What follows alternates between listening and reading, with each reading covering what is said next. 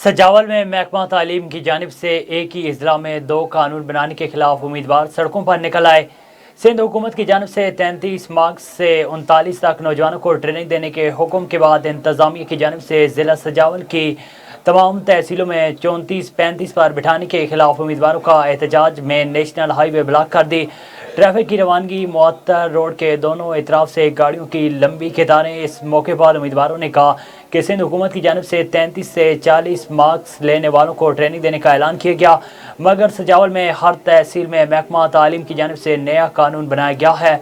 सजावल में 34 से 39 मार्क्स वाले मीर पर बटोरों को 35 से 39 मार्क्स वालों को बिठाया जा रहा है।